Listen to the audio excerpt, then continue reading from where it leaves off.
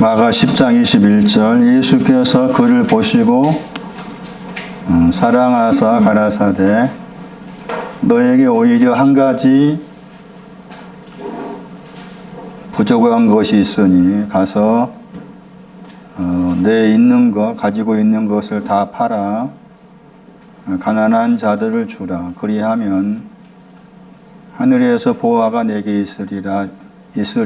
그리고 와서 나를 쫓으라 하시니 그 사람은 재물이 많은 고로 이 말씀을 인하여 슬픈 기색을 띠고 근심함에 가니라. 재물에 대한 설명입니다. 10장 22절 팔아야 될 재물 너가 가지고 있는 것 10장 21절에 그리고 10장 22절에 가지고라는 단어가 있는데 번역이 안 됐죠. 많은 재물을 가지고 있었다.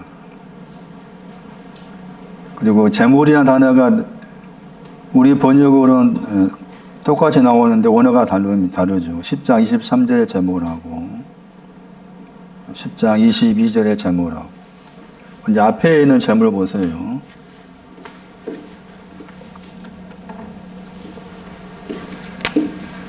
헬라어로는 크테마라고 합니다.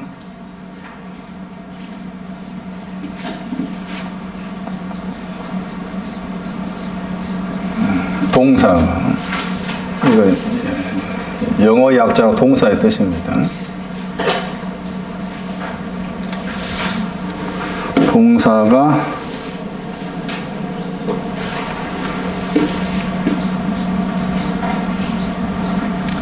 크타오마이라고 해요. 크타오마이. 제가 종종 설명드릴 때 명사의 뜻으로서 명사라는 재물이라는 단어가 다른 어떤 성경 구절에서 재물은 이러이러하다라고 이제 설명이 된다면은 그 설명을 그대로 가지고 와야 되겠지만은 이와 같이 이제 재물로 나와 있다 보니까 재물이 뭔지가 안 나와 있잖아. 재물의 내용이. 그럴 때는 항상 동사를 찾아야 하는 거예요. 그리고 동사가 중요하다겠죠. 얘는 명사고 동사고.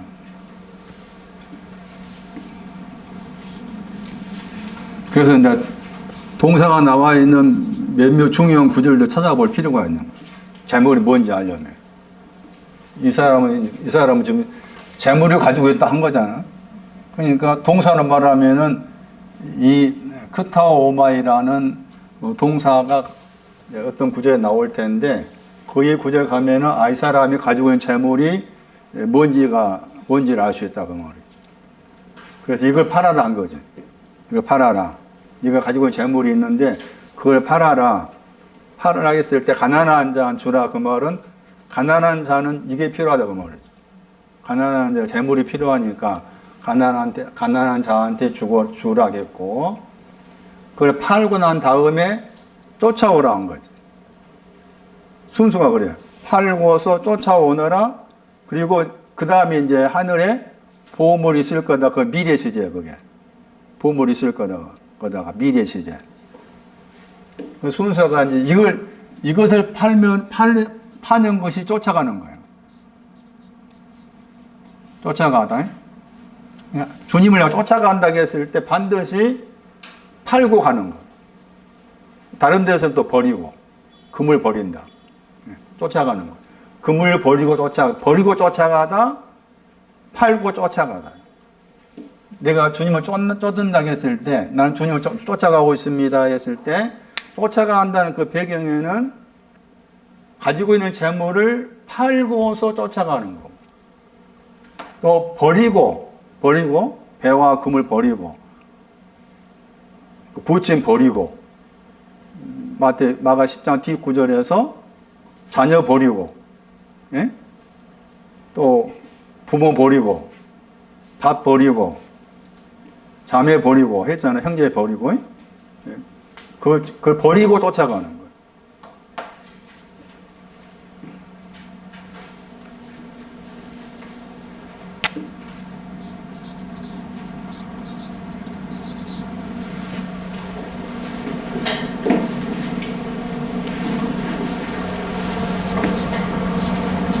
살전사장사. 재물의 내용.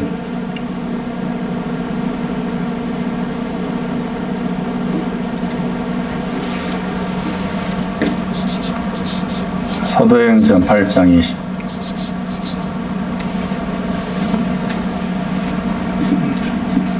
금, 은,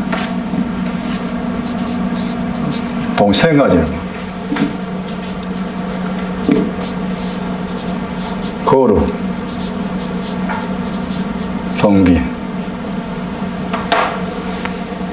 8장 20절에서는 은과 관계. 은, 그 다음에 마가 10장 23절에 나와 있는 크레마라는 단어가 사도행전 8장 20절에 나와요. 자, 먼저 10장 9절 보세요. 마태 10장 9절.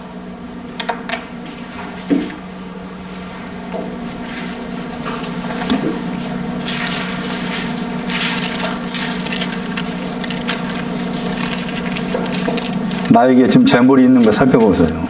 나는 지금 어떤 재물을 가지고 있는지. 마태 10장 9절에 번역을 가지다 번역했죠. 크타오마이. 금, 은, 동이, 놋을 말합니다. 동.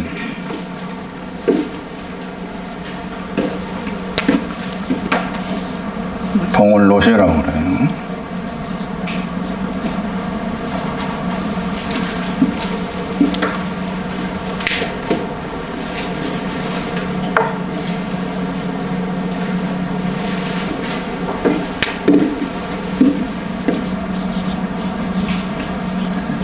히브리의 뜻입니다.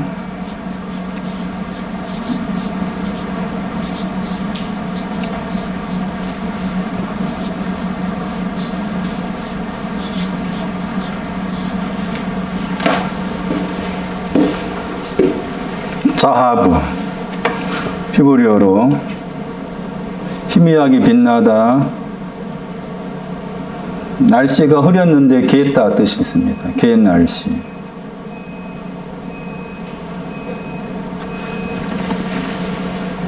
엽기서 37장 22. 신앙적으로. 문자적 뜻이면서 신앙적입니다. 문자적 뜻이면서 신앙적.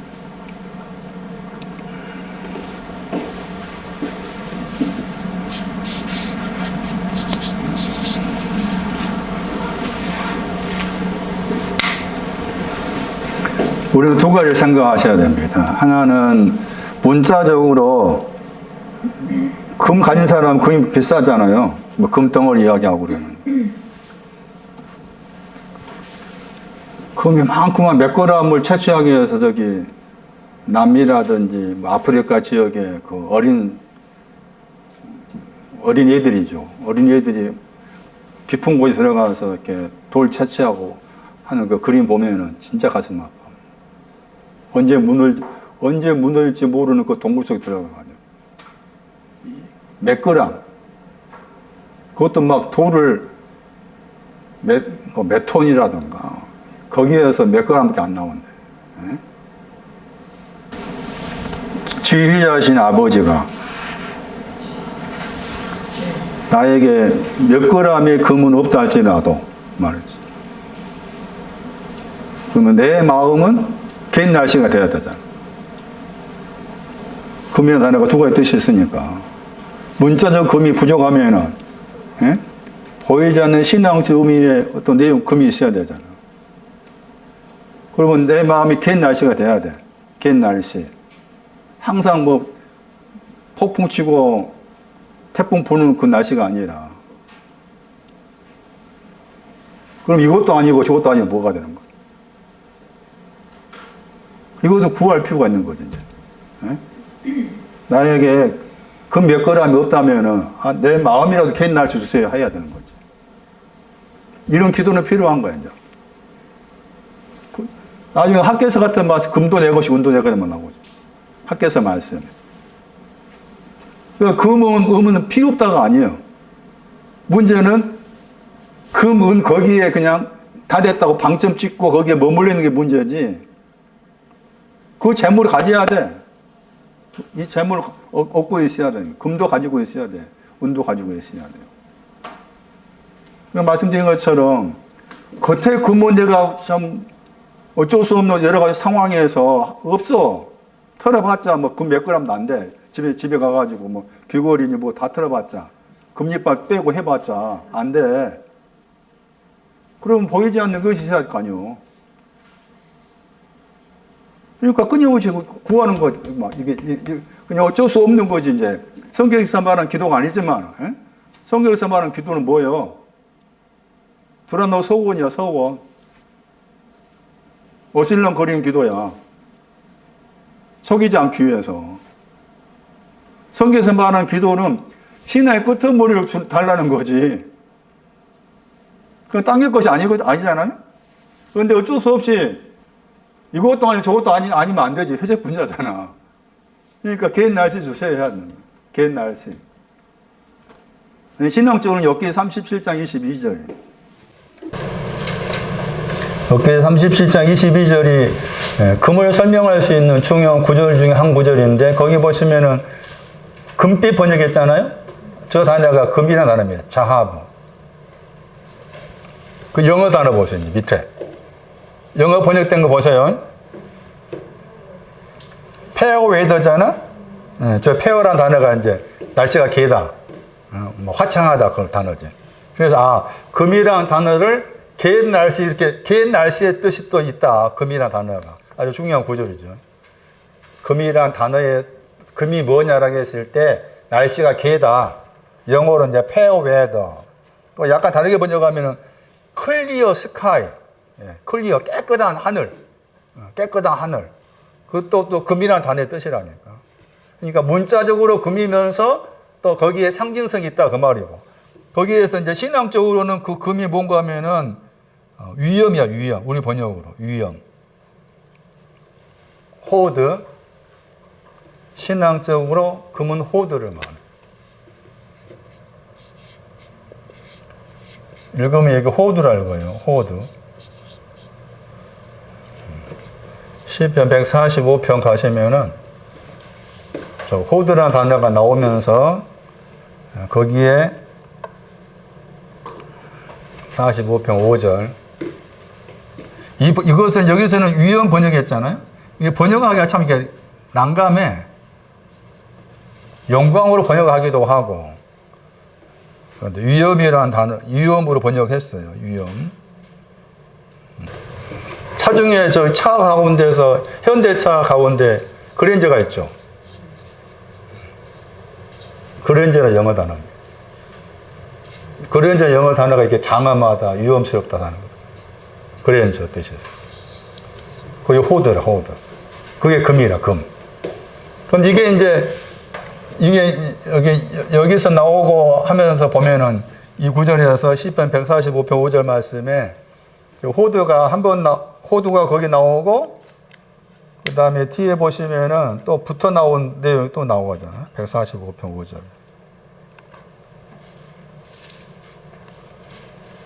거기는 종기 번역했죠. 또 거기 위엄이라는 단어가 나오고 그러니까 이 단어가 그러니까 이 단어와 연관된 단어가 영광과 종기입니다. 거기. 영광과 종기.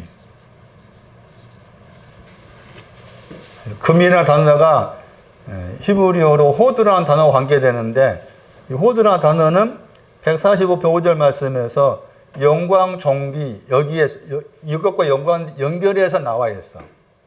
그러니까 굳이 이제 이 세 단어를 연결을 생각한다면은 연결 생각해가지고 약간의 이제 높낮이를 따진다면은 이 호드라는 단어가 영광과 종기를 떠받치고 있는 거. 영광과 종기를 떠받치고 있어. 그래서 이 단어에 이제 동사가 이 단어에 동사가 나옵니다. 그 동사가 호드라는 단어의 동사를 통해서 저 단어가 금과 연관된 저 단어가 위엄, 장엄하다, 웅대하다 그렇게 번역할 수 있는 단어인데 레위기 16장 21절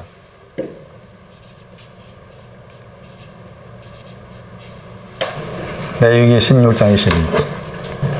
고하다, 야하다라는 단어입니다. 고하다. 고하다 단어. 야하다, 호드, 야하다, 고하다 나오죠? 거기 불이 범한 죄를 고하다. 자백하다니까, 고하다. 자백하다. 나는 불의가 있습니다. 나는 불의가 이게 죄악입니다. 이스라엘 아들들한테 한 말입니다. 이스라엘 아들들한테 불의가 죄악을 말하고, 그 다음에 죄를 범했다고 했을 때 범하다가 허물, 죄. 그러니까 세 가지 말이에요. 세 가지. 많이 등장한 죄와 관계에서. 죄악이 있습니다. 허물이 있습니다. 가인처럼 나는 죄가 있습니다. 이렇게 죄악과 허물, 죄를 자백하다. 그게 금과 관계된 성경적 의미예요. 하나의 뜻만 있는 것이 아닙니다. 잘 생각하셔야 됩니다. 단어 자체는 이런 뜻이 들어있고, 그 다음에 신앙적으로 이렇게 말했지만은 또 다른 구절 참고하면은 금과 관계해서 뭐가 나오는가 하면은 금과 관계해가지고 먼지가 나옵니다. 금을 또 먼지라고 그래요. 욥기 28장 6절. 신앙적으로 금을 먼지라고 그래요. 금이라는 단어의 뜻은 희미하게 빛나다, 갯날씨다. 신앙적 의미로서 죄를 자백하다. 또 욥기 28장 6절에 의하면은 금을 먼지라고 그래요. 아파르. 그 먼지를 할 때도 이 먼지가 말하는 그 내용이 사망을 가리킬 때가 있고, 먼지가. 또 가난한 자가 먼지 가운데 있다고 나오죠. 사무엘상 2장 8절 말씀에는. 사망은 시편 22편 15절. 먼지를 사망이라고. 시편 22편 15절. 창세기 2장 7절 말씀에 아담아로부터 나온 먼지로 사람을 지었다고 했잖아요. 그 다음에 이제 선악과를 따먹고 다음에 말씀에는 먼지로 돌아가라고 하죠. 아파르. 먼지로 돌아가라고 합니다. 사망. 먼지를 사망이라고. 금을 또 먼지로서 말하기도 한다. 은 보세요, 은. 베드로전서 1장 19절은 금은은 썩는다고 했죠. 은을 보시면은 은도 뜻이 여러 가지 뜻이 있습니다. 단어 자체의 뜻은 사모하다 했죠. 보통 사모한 것이 아니었어요. 창백할 정도. 그 말도 의미가 있어요. 한 번 사모한 것이 아니지. 한 번 내가 사모합니다가 아니라 창백하다가 포함된 것으로서 사모하다 뜻이니까 계속해서 사모한 거죠. 계속해서. 그래서 단어 자체의 뜻은 이해는 사모하다.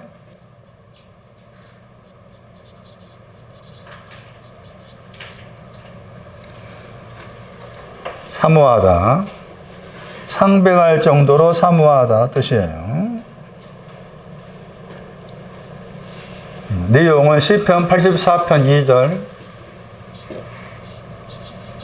딱 외워야 됩니다. 이런 구절들은.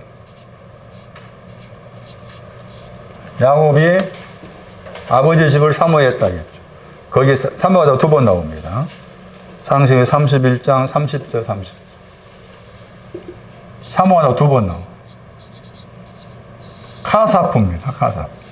동사가 카사프. 얘는 명사로서 케세프라고 해요.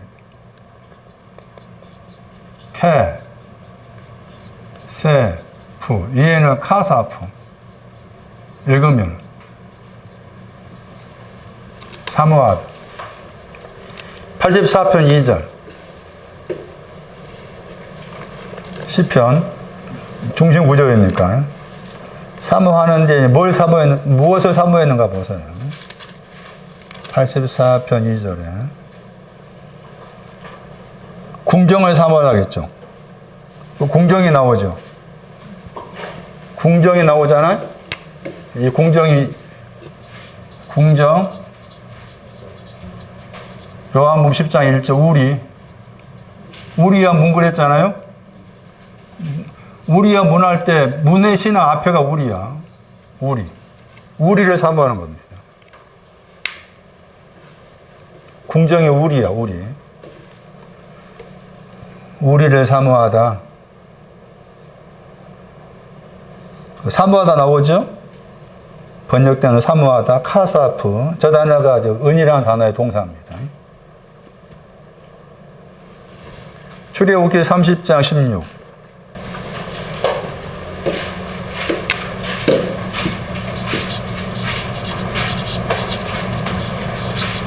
속전했죠.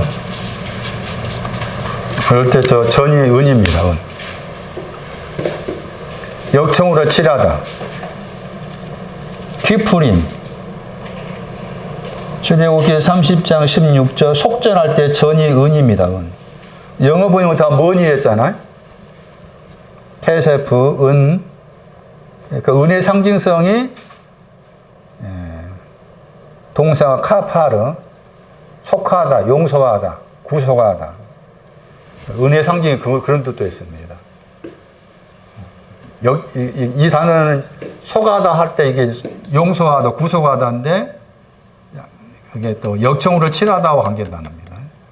방주의 안팎을 역청으로 칠하다 할 때 이게 속이에요, 속. 그것을 은이라고 해요. 나에게 주님의 구속을 알게 해주세요. 우리 안에 들어가는 사모함을 주세요. 그 은이고, 저 은도 또 먼지와 관계된 거라겠습니다. 스가랴 9장 3절을 참고하면 금도 은이고 은도 먼지입니다. 아마 스가랴 9장 3절일 거예요. 거기에 은을 먼지라고 그럽니다.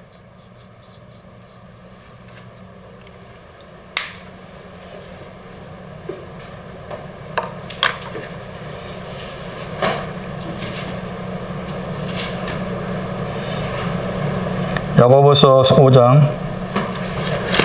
그 문은 녹이 씁니다. 야고보서 5장 3절에 그 문은 녹이 쓸었다겠죠. 녹이 쓸 때가 동사하고 거기에 카타가 붙어 나오고 같은 구절에 녹이라는 단어가 나오면 이오스. 로마서 3장 13절. 그 문은 둘 다 공통점 녹 쓰는 거예요. 녹이 있어.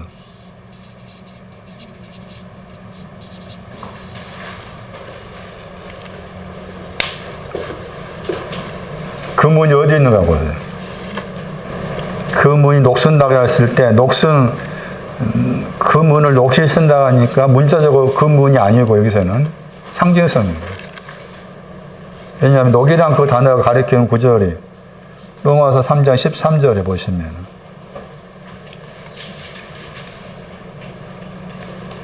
여기서는 독이라 번역했죠. 독이 노시예요. 그 녹이 어디에 있어요? 입술 아래에 독사의 독이라고 했죠. 입술 아래에 독사의 독. 그러니까 신앙적으로 금의 신앙, 자백하는 신앙이 있다 할지라도 그 말이죠. 또 사모하는 신앙을 가지고 있다 할지라도 그것은 입술 아래에 있는 독사의 독과 같다. 그 문을 그렇게 설명해 버려요. 녹 쓸다 할 때 그것을 녹을 다르게 번역하면 독으로 번역합니다. 이거 다 가지고 있어야 한다 그 말이에요 지금. 야고보 3장 8절에도 그 독이 나옵니다. 혀를 가리켜서 독과 관계 말하죠. 입술과 관계해서 독을 말했고 여기서 녹슬다 독. 야고보 3장 8절에서는 혀와 관계해서 독이 있다, 녹이 있다. 그 문을 그렇게 말합니다. 그러니까 그 문을 독과 관계에 설명했다 그 말은 신앙적 의미로 설명한 거다 그 말이에요. 구소가 안팎에 칠했다 할지라도 속죄함이 있다 할지라도 뭐 독이 있다는 거다. 녹이 쓴 거다. 그 말이죠. 그래서 구속을 받았다 했을 때 구속받은 것으로 다 만족할 수 있잖아요. 근데 그거 아니다 그 말이에요. 여기 와가지고 혀와 입술에 독이 있는 거다. 이거 카파르 역정을 칠하다와 관계된 구속하다, 속하다, 용서하다와 관계된 그런 신앙을 가지고 있다 할지라도 여전히 혀와 입술에 독을 가지고 있는 것 같다. 이게 전부가 아니다. 이걸 가지고 있는 사람이에요, 지금. 이 사람, 마가 10장의 사람은. 그 다음에 이제 이 동울롯이라고 그래요. 동울롯이라고 그러는데 단어 자체, 히브리어 단어 자체도 더럽다고 했죠. 불결. 단어 자체, 히브리어 단어 자체 뜻이 그렇습니다. 고전 13장 1절에 나오죠. 사람의 방언을 말합니다. 사람의 방언이 노시야.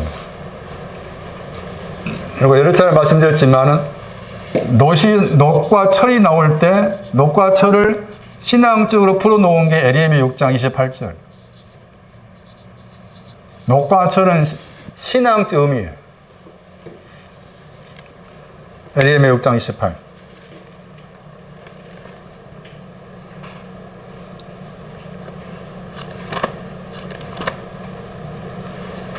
에레미야 6장 28절.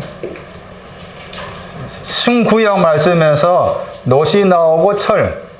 놋과 관계에서도 문을 또 놋과 관계 말하기도 하고. 또 거기 손 씻는 대야와 관계에서 놋이 나오고 많이 나옵니다. 놋이라는 그 광물이. 그런데 그 놋과 철을 아울러 가지고 묶어서 신앙적으로 설명하고 있는 구절이 이 구절입니다. 에레미야 6장 28절. 번역된 거 보시면 그들은 다 심히 피해가 당했죠. 다니며 비방하다겠죠. 그들은 녹과 철이라겠죠. 그들이 나오죠.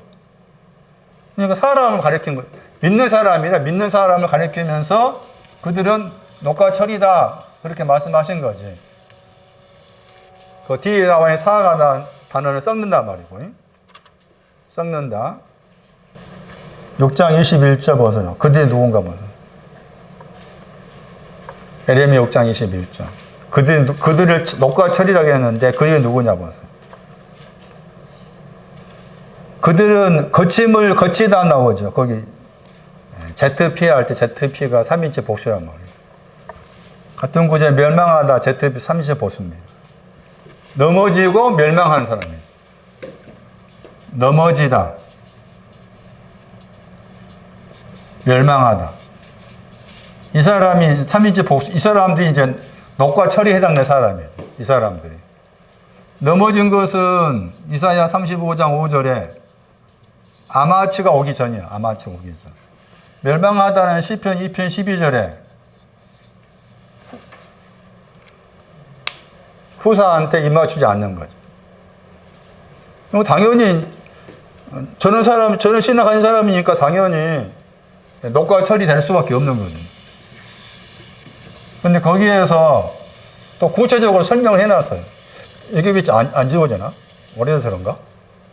이 번역을 6장 28절에 심히하고 폐해가다 했잖아요. 다른 단어입니다. 그러니까 놋에 해당된 사람이죠. 놋에 해당된 사람 번역된 다음에 심히가 있고 다른 단어입니다. 심히가 있고 폐역이 있는 것이고 철에 해당된 사람은 철에 해당된 사람은 거기 말씀에 비방하며 다닌다겠죠? 그게 철이라. 비방하며 다니다. 비방, 다니다. 그리고 이걸 다 합쳐가지고 뒤에 말씀, 사악하다, 썩다예요. 썩다. 사악하다가 썩다. 구체적으로 오니까 이미 앞에 6장 21절 말씀에서 넘어져 있다. 멸망하다 썼어요. 거기에 근거해서 놋과 철을 언급하는데 다시 놋의 신앙과 관계된 사람을 심히 해당된 사람 폐역한 것이 여기에 해당되고, 철은 이제 비방하며 다니다가 이제 철에 해당되는 거. 내용이 다르다 그 말이죠.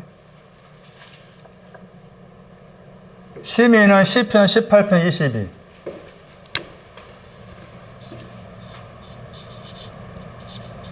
항상 말씀은 구체적으로 나와 있어요. 폐역이 뭐냐? 호세아 4장 16절.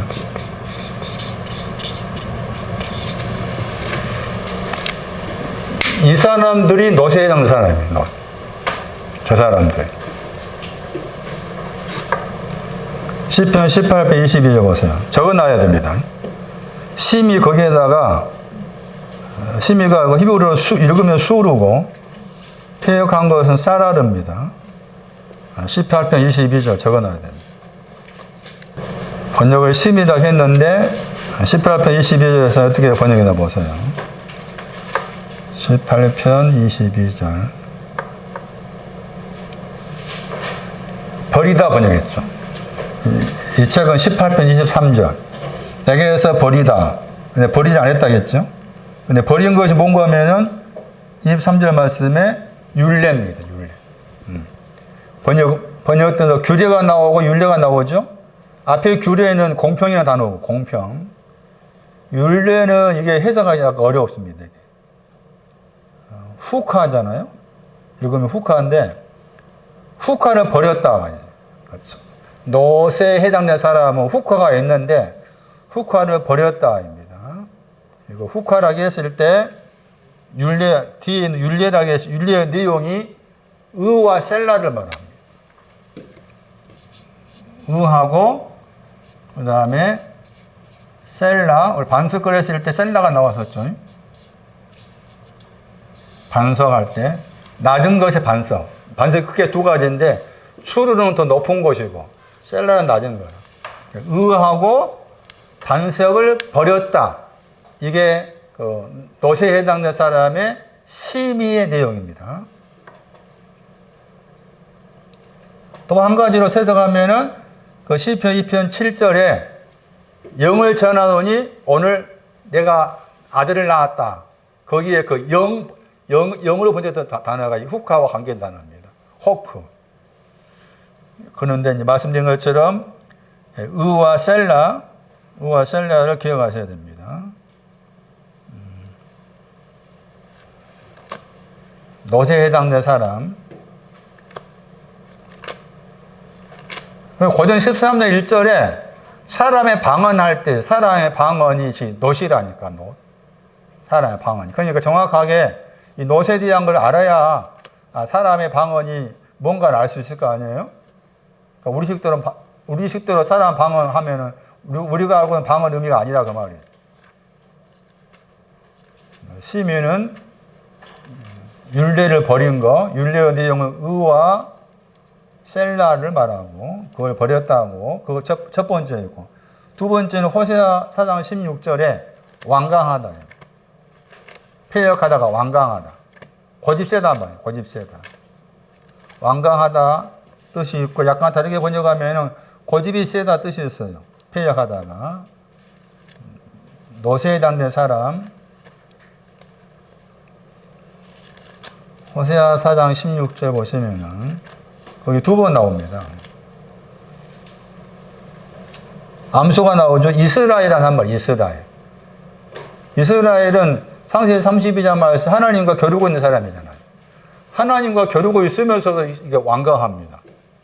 완강하다 번역했죠? 네, 완강하다. 영어로 번역하면은 이게 여기도 턴이 있습니다. 방향을 바꾸다. 멀리로 방향을 바꾸다. 완강하다.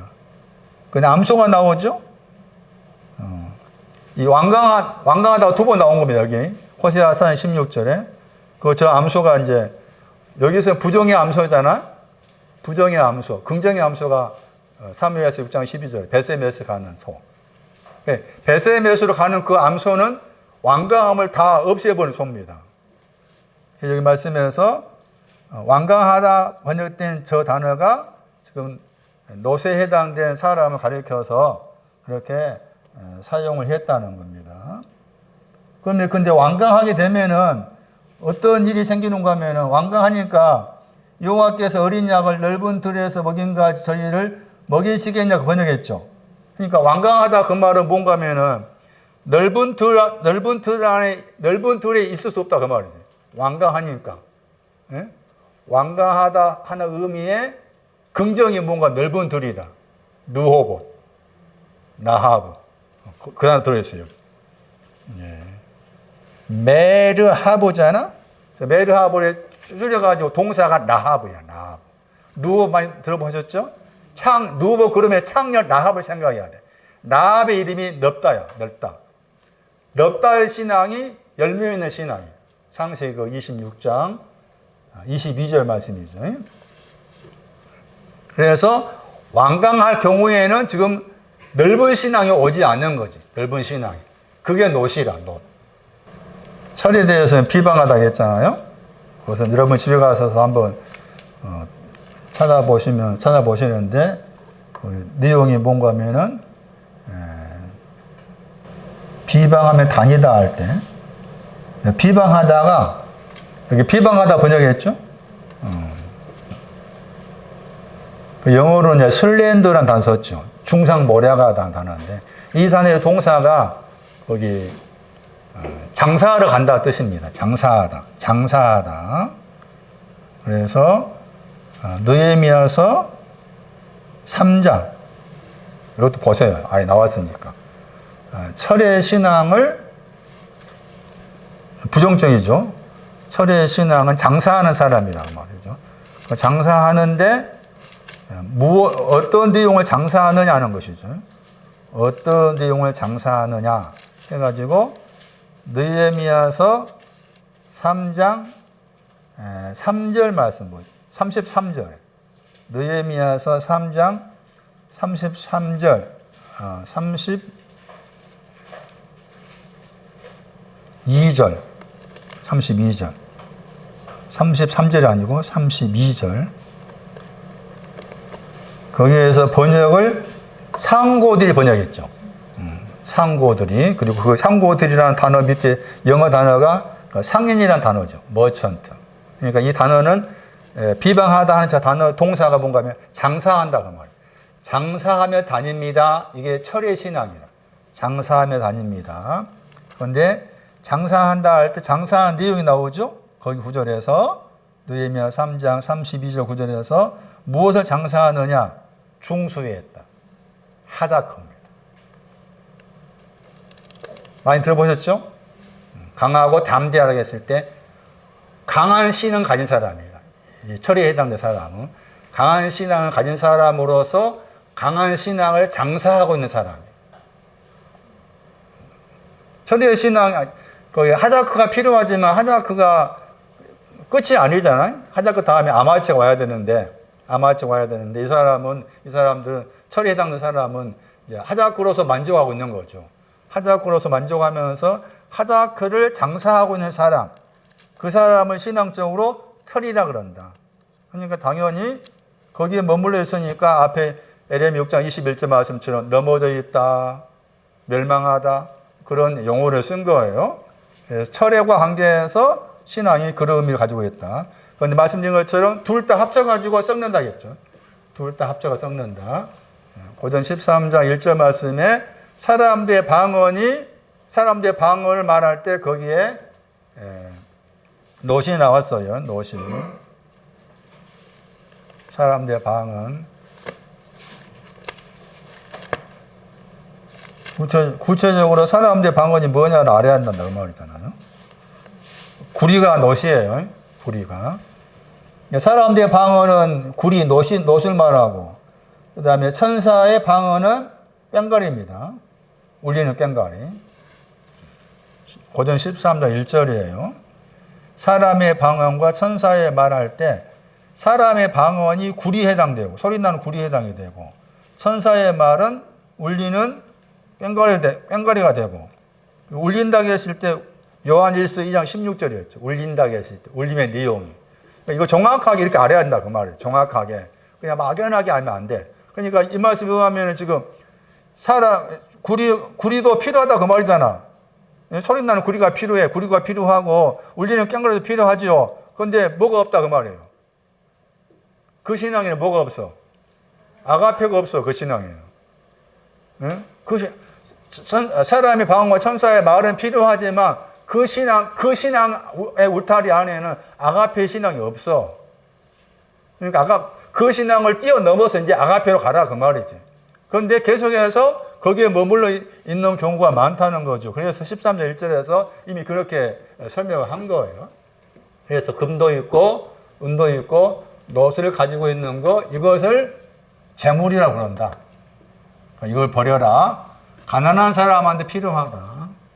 이걸 버리고 쫓아와라. 살전 4장 4절. 버려야 될 거, 버리고 쫓아오라 했을 때, 버려야 될 재물, 취하다 단어입니다. 번역을. 살전 4장 4절에 종기가 나오고 거룩함이 나오죠. 종기와 거룩함 안에서 취했다. 획득하다 그 뜻이다겠죠. 획득하다, 얻다. 취하다, 이 크타오마이를 다르게 번역하면은 획득하다, 얻다. 그래서 거룩과 종기를 얻었어. 그럼 이것도 버려라. 거룩과 종기는 가난한 사람한테 필요하니까 거룩과 종기라는 재물을 버리고 나를 쫓아오너라. 거룩이 뭐냐? 이미 앞에 4장 3절 말씀에 거룩이 나오죠. 거룩을 번역했지만 약간 다르게 번역하면은 물질적, 정신적인 정화의 뜻이다. 정화. 거룩을 정화. 더러움을 깨끗이 제거하다. 그리고 거룩을 이제 깨끗이 정화시키다. 더러움을 제거하다. 더러움을 제거하는데, 더러움을 제거하는 것이 앞에 4장 3절에는 어디에 있었네, 그 말이에요. 어디에 있었어요? 음란에 있었어. 음란에 있었는데, 그 음란에서 떨어져 나왔죠. 아포. 음란에 떨어져 나온 것이 거룩이다. 음란에서 떨어져 나온 것이 거룩이다. 그러니까 음란에 있었는데, 음란에서 떨어져 나왔어요. 음란에서. 음행. 가는 밑에 있는 것이 신앙적으로. 가는 밑에 있는 것이 음란이고 음행이라. 또 창녀 같은 과입니다. 창녀, 음란, 음행 다 같은 과라. 같은 과. 창녀과입니다. 음란은 창녀과. 그 창녀에서 깨끗게 되었다 그 말이죠. 그게 거룩이다. 계시록 17장 4절 보세요. 음란. 계시록 17장 4절. 거기서 음행 번역했죠. 그녀가 나오고 음행 계시록 17장 4절에 음란, 음행, 창녀.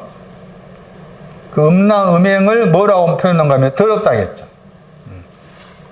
창녀는 더럽다. 뭐가 더럽다고? 음란, 음행을 더럽다는 거지. 음란, 음행을. 자, 지금 거룩을 가지고 있었는데 이거 버리라 그 말이잖아요. 거룩이 뭐냐 했을 때, 거룩은 더러움을 제거시킨다, 정화시킨다 했을 때, 음란 혹은 음행, 창녀, 다 같은 내용이다.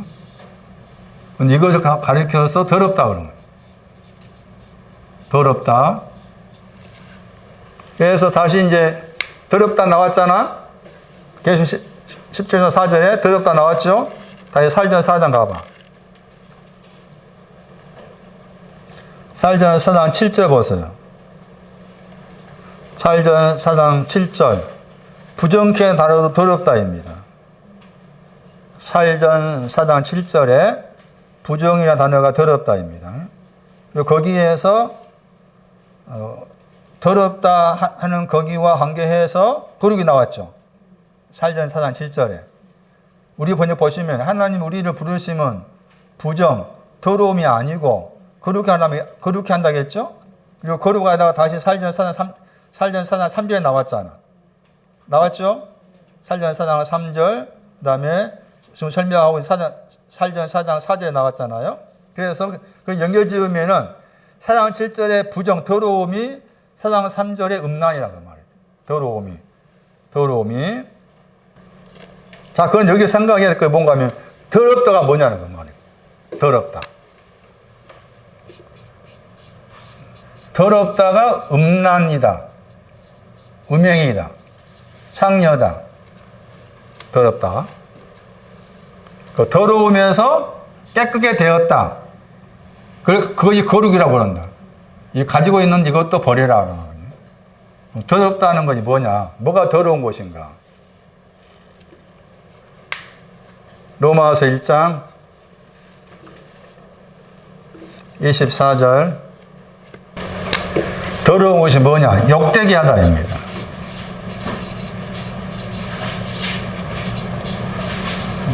몸을 욕되게 하다 했잖아요. 욕되게 하는 거 더럽다고 관계돼.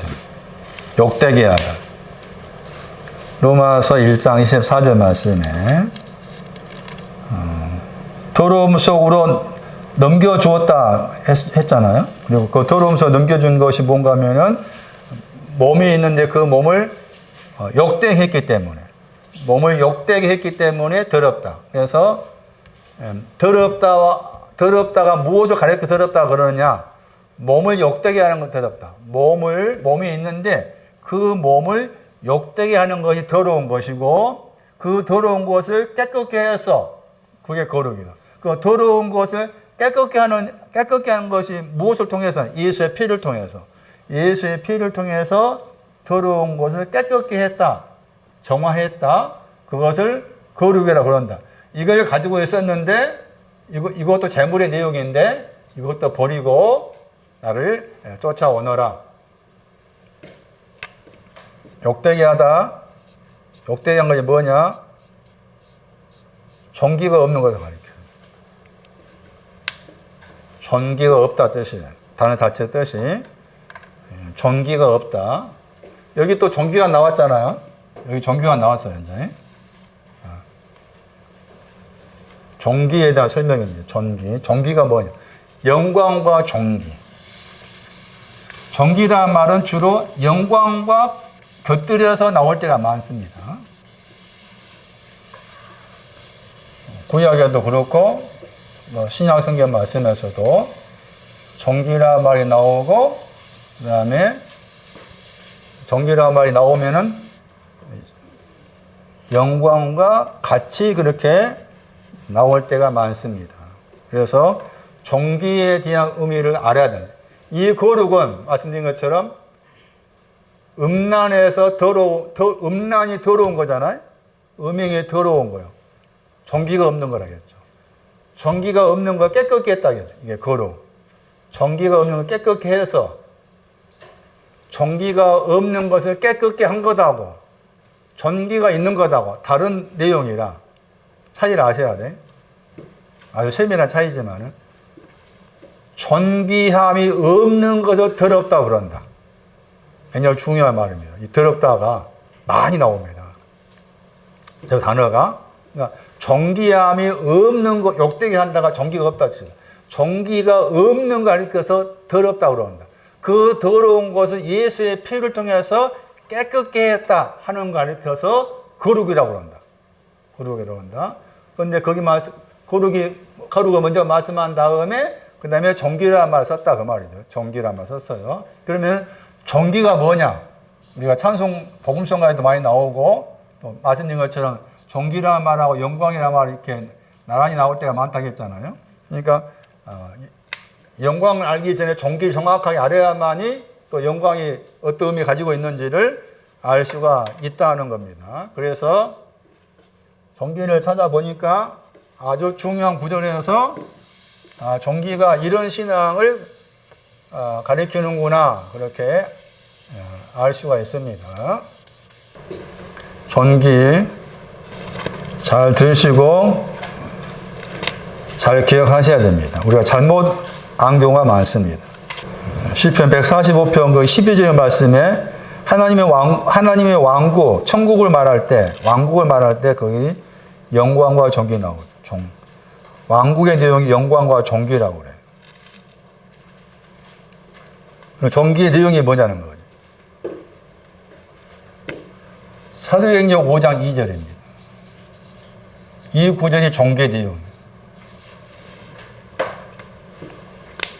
사도행전 5장 2절. 사도행전 5장 2절, 1절, 2절은 중요한 구절입니다. 이 마가 10장의 내용과 연관지어서. 마가 10장에서는 재물 가지고 있는 거 다 팔고 나를 쫓아오너라 하니까 슬픈 기색을 띠고 근심하면서 갔다겠죠. 말씀에.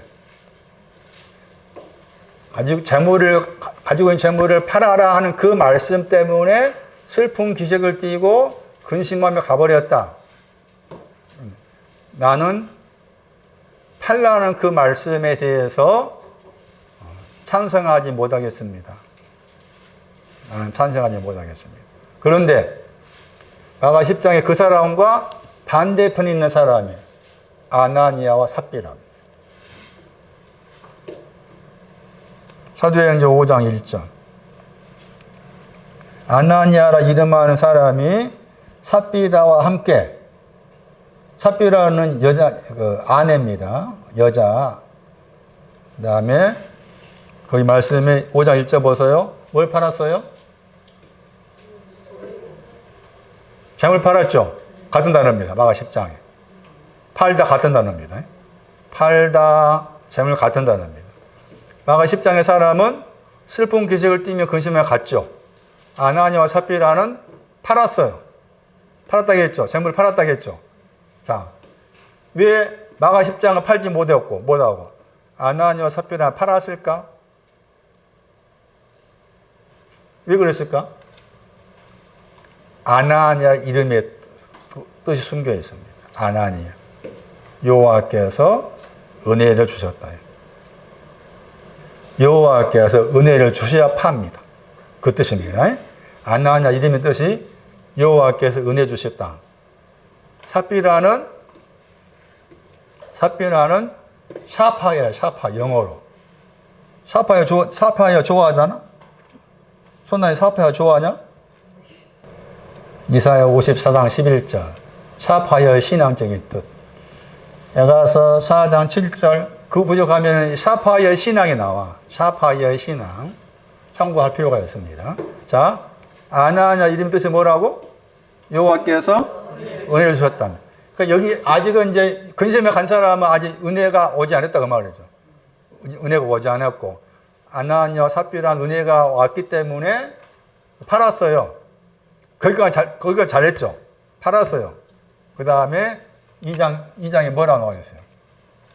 값이란 단어 나오죠. 값이 나오죠. 값은 뭘 말해? 5장 1절에.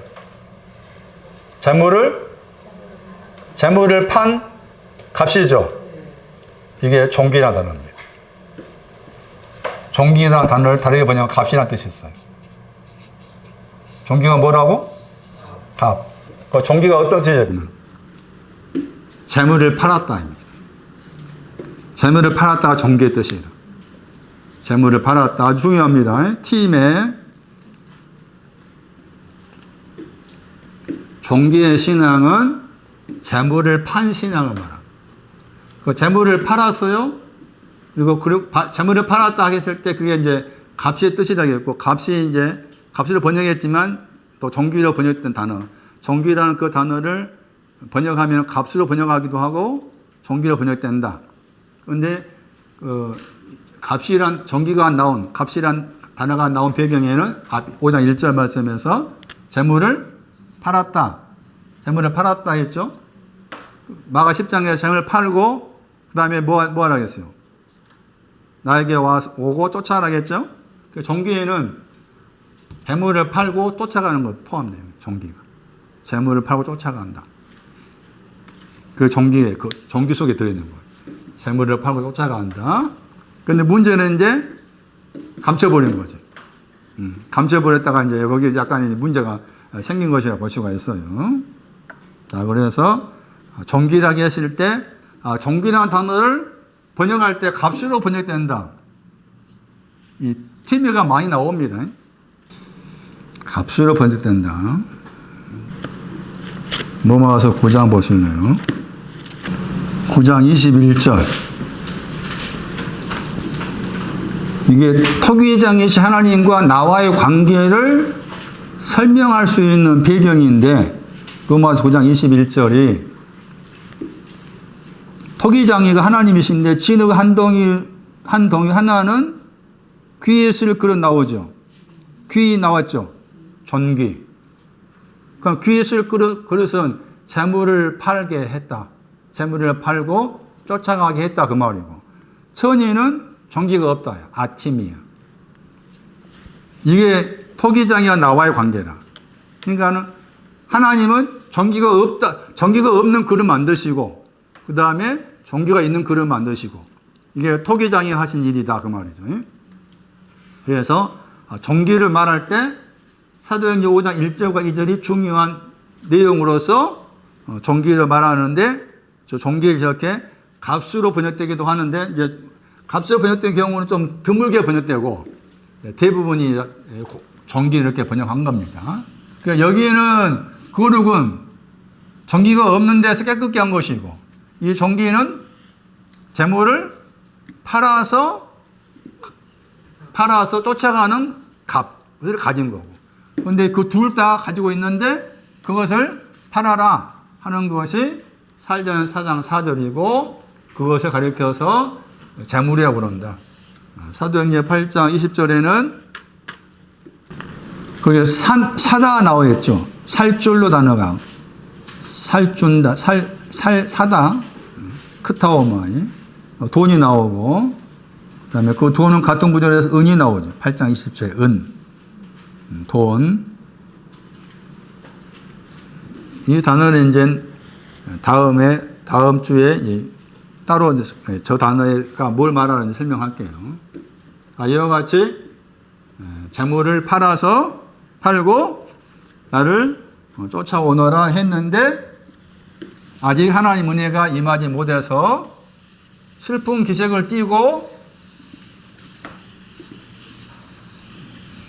멀리 가버렸어요. 어디로 갔을까? 생각 안 해봤어요? 어디로 갔을까? 항상 말씀 그렇게 생각하셔야 돼. 슬픈 기색을 띠고 가버렸어. 가버렸으면은, 가버렸다, 그 단 자체가 이제 부정이잖아. 그러면은, 어떻게 된 거야? 그걸 사랑했는데? 가버렸으면 더 이상 뭐 기회가 없나? 그런 것도 생각하셔야 한다, 그 말이지. 간 곳은 어떤 곳일까? 어디로 갔다 말인가? 어디로 갔다 했는데, 그 간 곳, 거기에 갔을 때, 저분은 네가 갔으니까 이제 나 모르겠다. 그렇게 하시는 분인가? 그럼 뭐라 사랑했지? 뭐라 사랑하셨지? 뭐라 또 보셨다 했지? 그런 거 다 생각하셨나, 그 말이지. 응? 그냥 간단하게 생각하면 안 돼. 그렇게 복잡하게 생각할 필요 없다, 그 말이지. 슬픈 기색을 띠고, 마태 16장 가세요. 마태 16장 2절 말씀에 흐리다, 하늘이 흐리다 할 때 또 단어가 슬픈 기색을 띠다 했죠. 하늘이 흐렸다가 지금 마가 10장에 저 사람인 거예요. 마가 10장의 사람이 하늘이란 말이죠. 굉장히 중요한 말이라겠죠. 우리가 하늘과 땅 그러면 대부분이 공간의 개념을 생각하잖아. 그런데 이게 마태 16장 2절 말씀에 뭐가 흐리다고? 하늘이 흐리다고 했잖아. 다시 흐리다가 마가 10장 거기 22절 말씀에 뭐로 나와 있어요? 슬픈 기색을 띠다. 딱 두 번 나와 동사가. 두 번밖에 안 나온 단어가. 그러니까 하늘이 마가 10장 해석하면은 하늘이 흐렸다. 하늘이 슬픈 기색을 띠었다. 그 말이잖아? 그래, 마가 10장에 그 사람은 하늘이라 그 말이지. 예? 마가 10장의 사람은 하늘이라 그 말이야. 그러니까 하늘과 땅이라고 했을 때 하늘의 의미를 공간의 개념으로 보면 안 된다 그 말이지. 그러니까 대부분이 다 공간의 개념을 생각해. 천국에 간다 했을 때 그 천국의 의미도 공간으로 생각하기 쉬운데 공간의 개념을 뛰어넘어야 된다. 지금 여기에서 나는 하늘이어야 된다. 지금 여기에서 나는 하늘이어야 된다. 그런데 이런 하늘은, 슬픈 기색을 띤 하늘은 어떻게 돼? 슬픈 기색을 띤 하늘은 계시록 21장 1절로 말하면 처음 하늘도 슬픈 기색을 띤 하늘이겠지. 없어져. 마태복음 5장 18절 말씀에도 하늘과 땅은 없어진다고 했잖아. 물론 없어진다 의미가 내용이 있겠지만은. 그러니까 1차적으로 여기 마태 16장 3절 말씀에서 하늘이 흐리다 했고, 같은 구절 말씀에서 천기라고 했잖아. 기가 얼굴이야. 하늘의 얼굴. 하늘의 얼굴. 그러니까 하늘의 얼굴이 흐려있다 그 말이지. 하늘의 얼굴이 흐려있다. 하늘의 얼굴이 슬픈 기색을 띠고 있다. 하늘의 얼굴이 슬픈 기색을 띠고 있다. 그건 이 사람이 누군가 하면은 16장 1절 말씀에 누구라고 했어요? 바리새인과 사두개인이라고 했죠. 바리새인과 사두개인들은 이것을 분별했다고 했죠. 16장 3절에. 하늘의 얼굴은 분별할 줄 알면서 그랬잖아. 그러니까 이 사두개인과 바리새인의 신앙은 지금 하늘의 얼굴에 대해서 분별할 줄 아는 신앙이지. 하늘의 얼굴 두 가지라. 하나는 슬픈 기색을 띠느냐.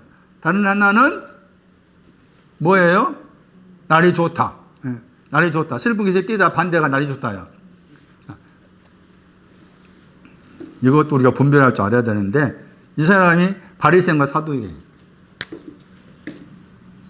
바리새인과 사두개인이 한 거예요. 사두개인.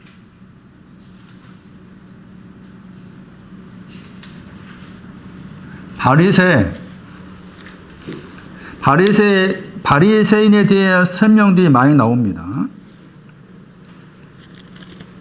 3장 7절 보세요. 3장 7절.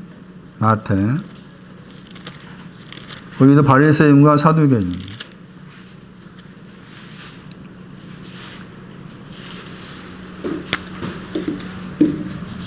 레위기 24장.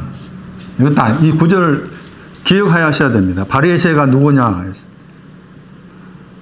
12 민수기에서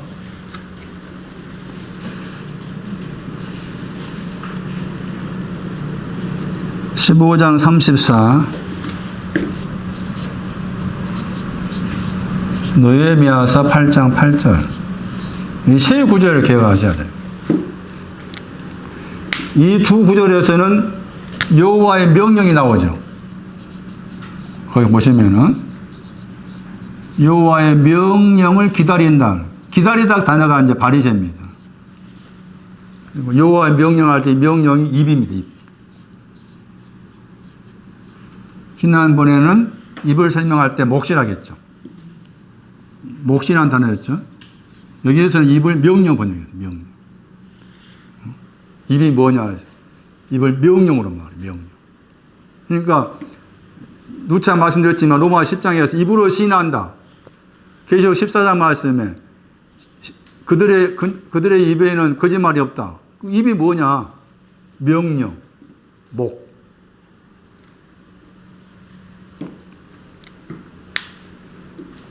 바리새의 단어의 뜻은 기다려다. 내일 찾아보세요. 내기에서 24장 12.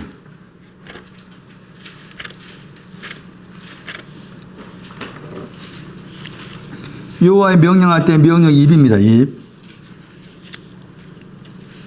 그 다음 밑에 있는 그 70인용의 헬라어는 신약 성경 말씀에 안 나와 있습니다. 신약 성경 말씀에 안 나와 있어요. 레위기 24장 12절 말씀에서 기다리다 단어입니다. 파라시. 기다리다 번역될 저 단어가 바리새인이라는 단어 뜻입니다. 파라시. 기다리다.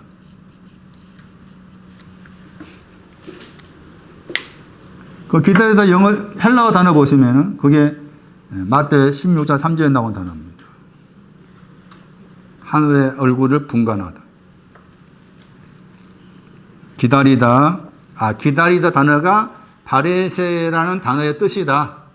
여호와의 명령, 입을 기다리다. 뭐 하는 데입니까? 배경이 11절에 이스라엘 여인의 아들들이 여호와 이름을 회방했죠. 그 다음에 저주했죠. 저주하다, 칼날, 하찮게 여기다, 가볍게 여기다, 부모를 회방하다 그 단어입니다. 칼날, 저주하다는 24장 16절에 나와요. 24장 16절에 저주하다가 여기서 또 번역을 회방하다가 24장 16절 내용에서 여호와 이름을 회방했어요. 여호와 이름을 회방하니까 죽는 말 2번 나옵니다. 죽는 말 2번 나오죠. 내역이 24장 16절에 여호와 이름을 회방하면 죽고 죽는다겠죠. 그럼 여호와 이름 회방은 뭐예요? 선악과 따먹는 거. 여호와 이름 회방은 뭐예요? 부모를 공경하지 않는 거. 그게 여호와 이름 회방하는 거나. 나카브 3번 나온 단어. 저 단어가 여기 내기 14장 11절하고 16절에 2번 나와요. 16절에 2번.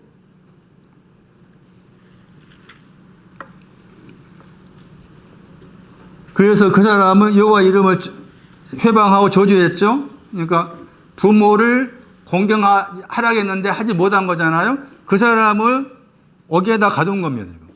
옥에다 가두고서 이제 여호와의 명령을 기다린 겁니다. 어떻게 이 사람은 이제 처치할런지, 옥에 가두었는데 이 사람은 돌로 쳐 죽여야 되는 건지 어떻게 해야 되는 건지를 잘 모르니까 기다리겠습니다. 이 사람이 바리새라니까. 그러니까 바리새라는 말 나오면은 그냥 부정적으로 생각하면 안 돼. 결단코. 민수기 15장 3, 4절 말씀도 비슷한 배경, 내기 24장 비슷한 배경이고. 느헤미야 8장 8절 봤잖아? 이게 번역이 안 됐다. 번역이 안 됐어. 느헤미야 8장 8절. 왜 번역 안 했지? 그러니까 바리새 그러면 새 구절이다. 바리새가 뭔지 알려면 여호와의 율법 책 안에서, 책이라는 단어도 안이란 말이고 율법의 단어도 안, 낭독했다겠죠? 그 전에 거기 나오죠. 여기 출판사에서 펼쳐지다 번역했죠? 아까쯤에 내 얘기에서 말씀 기다리다 번역했잖아요? 하나님 율법 책을 기다리고 있는 거지. 기다리라고 번역할 수 한다면 내 얘기 말씀처럼 그런 뜻입니다. 지금 이런 사람입니다. 바리새는 이런 사람이요. 사두개는 의롭다야. 사두개는 의롭다. 시편 51편 4절. 사두개라는 그 히브리 단어가 의롭다요. 차다크. 시편 51편 4절. 사두개. 자, 마태 3장 7절 말씀에 이 사람하고 이 사람의 신앙을 넘나지를 따지면 이해가 더 낮아. 이해가 더 높고 넘나지를 따지면. 그런데 공통점이 있어. 바리새인과 사두개는 공통점이 있어요. 공통점이 있고 또 이게 이제 구별된 게 이제 사도행 23장 8절인가 거기 말씀에 16장 1절 사도행전 23장 8절에 하면은 이 바리새인과 사두개를 또 구별을 했어요. 이쪽은 사두개는 의롭다를 가진 사람인데 천사도 없습니다. 영도 없습니다. 부활도 없습니다. 하는 거 사두개야. 바리새인은 그 번역에 다 있다 했잖아. 바리새인 다 있다 나와 있죠? 그 다 있다 단어가 이제 둘 다란 뜻이라. 둘 다가 있습니다. 둘 다의 신앙이 있는데 그 둘 다의 신앙을 가지고 있습니다는 것이 바리새의 신앙이다. 그러니까 이해하고 이해를 비교하면은 이해는 더 낮은 쪽이고 이해는 더 높은 쪽인데 공통점은 여기 말씀처럼 마태 3장의 말씀처럼 공통점은 뭔가 하면은 독사의 뭐예요? 공통점이. 마태 3장 7절에 독사의 자식이라고 했잖아요? 그게 공통점이죠. 독사의 자식이라고 했죠. 말씀드린 것처럼 이해하고 서로 이렇게 지계표가 있어가지고 구분 짓는 부분이 있는데 공통점은 독사의 자식이다. 자식이라면 게나오야. 게나오. 마태 1장에 나와 있는. 틱토의 신앙 오기에 나온 거. 자식의 단어가 동사가 게나오라고. 게나오 했는데 독사라. 그 말입니다. 게나오 했는데 독사라. 뭐 독사의 신앙 위치가 있는데 독사의 신앙은 뭐가 독사냐? 독사는 사도행전 28장 3절 사도계인과 바리새인은 마태 16장 말씀에서 하늘의 얼굴을 분별할 줄 아는 사람이다. 하늘의 얼굴이 슬픈 기색을 띠고 있으면은 날이 굳다. 하늘의 얼굴이 붉으면은 날이 좋다라고 구별할 줄 아는 신앙. 그건 또 공통점이잖아요. 사도계인과 바리새인의 공통점이죠. 독사의 자식도 공통점이고. 예? 그런데 여기 23장 8절 가면은 사두개인은 영도 없고 부활도 없고 천사도 없다 나와 있고 바리새인은 둘 다 있다 이렇게 나와 있잖아요. 그런데 공통점도 있고 또 분별할 서로 나누어지는 그런 부분이 있는데 굳이 높낮이 따지면 이쪽은 더 낮은 쪽에 속하고 이쪽은 또 높은 쪽으로 있다라고 볼 수가 있다 그 말이고 여기서는 이제 공통점은 독사의 자식이란 거예요. 독사의 자식이라 있는 독사가 뭔가 하면은 사도행전 28장 3절 말씀에 독사는 불을 못 이겨. 더위. 28장 3절. 뜨거움이 나오죠? 예. 뜨거움으로부터 독사가 튀어나왔다겠죠? 뜨거움이 있죠? 독사는 뜨거움을 못 이겨. 그 말은 독사는 뜨거움이 없다 그 말이지. 독사는 뜨거움이 없어. 이 독사가 또 짐승이잖아. 그 밑에 보면은 짐승 나와 있죠? 28장 4절에 짐승 나오잖아요? 계시록에 짐승이 많이 나와, 계시록. 계시록에 뭐 짐승의 수 이거 나오잖아. 계시록 말씀에. 그 짐승이 이해야. 독사야, 독사. 에? 그거 잘 알아야 돼. 잘못 아니까 뭐 짐승의 표 어쩌고 그러니까 뭐 헷갈리기 쉽잖아. 근데 짐승이 뭐냐라고 했을 때 딱 줄여 말하면 짐승은 독사야, 독사. 그런데 독사의 신앙에는 뭐가 없어? 독사의 신앙은 뜨거움이 없어. 뜨거움이 없어? 뭐가 없다고? 시편 19편 7절.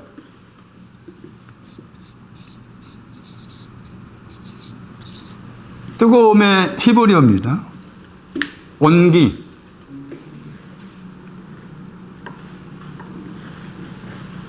아가서 6장 10절이 없어.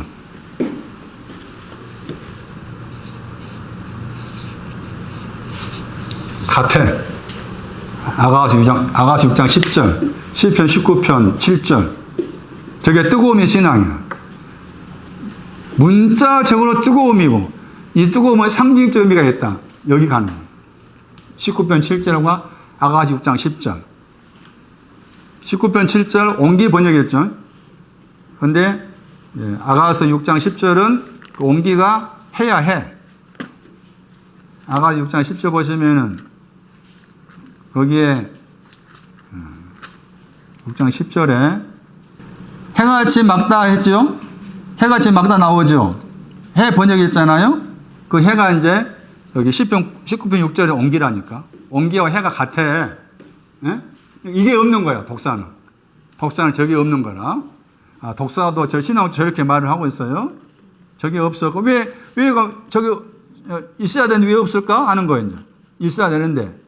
아가서 말씀에는 그게 해같이 막다했잖아. 그 왜 없을까? 왜 없을까?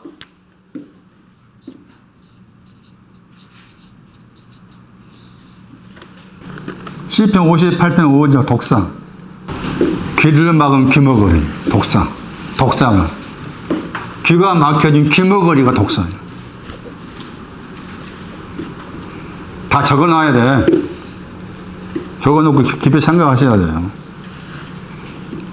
다시 정리하면은 왜 마태 3장 7절에서 사두개와 바리새인이 중요한가 하면은 당연히 이제 16장에서 이 사람들의 공통점은 하늘의 얼굴을 분별할 줄 아는 사람이라는 거였잖아요. 그런데 마태 3장 7절에서 사두개와 바리새인의 이 내용이 중요한 게 이 사람들한테 물 세례 주고 이 사람들한테 불과 성령으로 세례 줍니다. 그러니까 이 물 세례의 대상인 거지. 물 세례의 대상, 성령과 불의 세례의 대상이 이 사두개인과 바리새인한 거야. 그러니까 왜 사두개인과 바리새인이 물로 세례를 받고 성령과 불로 세례 받는지, 그게 사두개인과 바리새인의 그 신앙적인 어떤 문제점을 알아야만이 물로 세례 준다 할 때 물이 뭐고, 예? 왜 성령으로만 세례 준다 할 수 있었는데 성령과 불 안에서 세례 준다 했는가? 그 말이 뭔지 아시는 거예요. 우리가 지금까지, 저도 포함해서 지금까지 정확하게 이 부분을 잘 못 봤기 때문에 그냥 교회에서 의식대로 세례 줬잖아. 그리고 성령 세례하는 것도 성령의 세례가 구체적으로 성령과 불의 세례를 받는 대상이 누구인지에 대해서 이미 여기 마태 3장에서 바리새인과 사두개인한테 한 말이야, 이 말이. 그러니까 내가 바리새인과 사두개인이 되어 있지 아니하면은 물 세례를 내가 아무리 수천 받았지라 소용이 없고, 성령 세례를 받는다고 했을 때도 사두개인과 바리새인이 되어 있지 아니하면은 성령을 세례 준다고 했을 때 그 성령 세례가 뭔지를 알 수가 없는 거예요. 그래야 중요한 거예요, 이게. 마태 3장 말씀, 이 말씀이. 그러니까 정확하게 오늘 말씀처럼 사두개인과 바리새인의 차이, 공통점은 뭐고 또 차이는 뭐 정확하게 이해를 하셔야만이 물 세례가 뭐고 성령과 불의 세례가 어떤 내용인지를 추측해 갈 수가 있는 거지. 그걸 쫓아갈 수 있다 그 말이에요. 그런 측면에서 지금 여기 독사를 알아야 되고, 여기 가니까 규모거리입니다. 이런 이야기는 다른 사람 이야기 아닌 거지. 그건 나의 이야기. 아, 내가 하나님 앞에서 독사구나. 응? 내가 하나님 앞에 독사지. 그럼 나가서 여기 말씀처럼, 여기 말씀, 뜨거움을 가지려면 그 앞에 두 번 뭐가 나와. 새벽같이 뚜렷하고, 달같이 뭐하고, 달같이 아름답고, 그 둘을 거쳐서 세 번째 와. 이거 순서예요. 아가 6장 10절 순서. 제가 그 구절 따로 떼어서 한번 설교할 기회가 있을 거예요.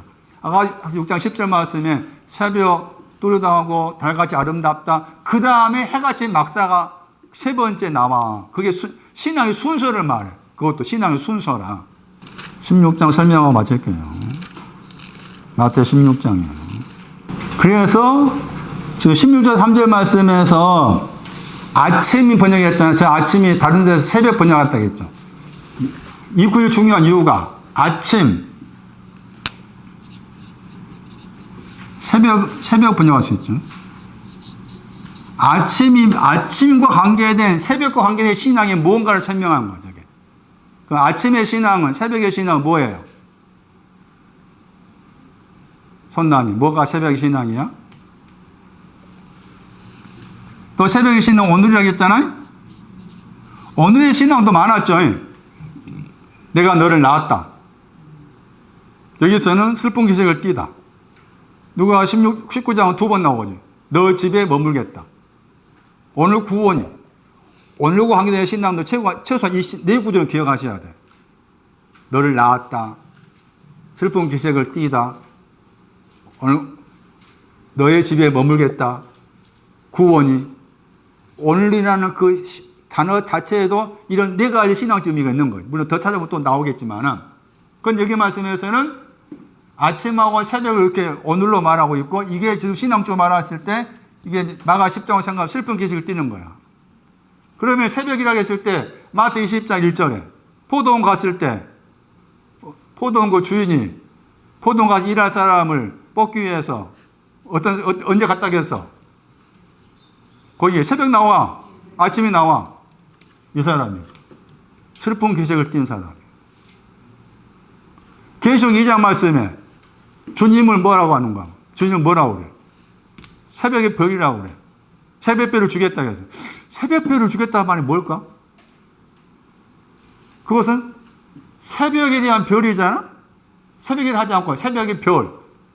계속 22장은 또 다 덧붙였어. 빛나다만. 똑같은 새벽별인데 계속 22장은 빛나다가 들어가 있고 계속 2장 그냥 새벽별을 주겠다고 했어. 그러면 새벽별을 준다가 무슨 말일까? 했을 때 새벽이 뭔지를 모르면 해석이 없다 그 말이지.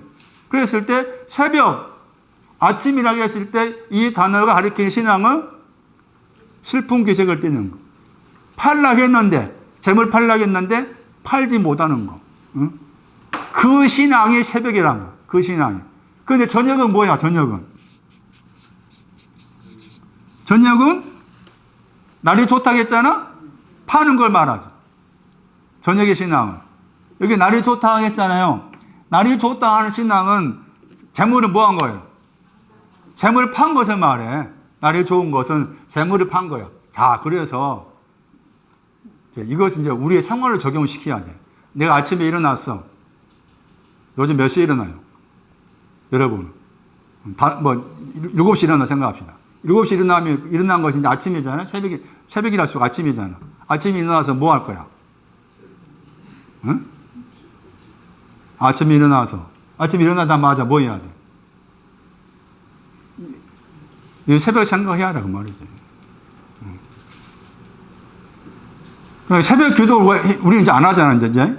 다른 데서도 하고 있는 사람 이제 하는 사람 하는 교도 있겠잖아요. 그럼 새벽에 기도라고 했을 때 새벽 기도가 뭘까? 새벽.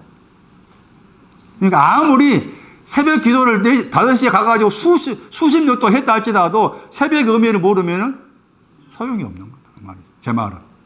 그래서 신앙적으로 새벽을 말하고 저녁을 말하는 중요한 구절이에요. 저녁의 신앙이 높은 거지. 저녁의 신앙은 날이 뭐 한 거라고 했어요? 날이 좋겠다 했잖아. 재물을 뭐 했다? 재물을 판 것은 왜 판다고 했어? 재물을 판 것은. 아나니아.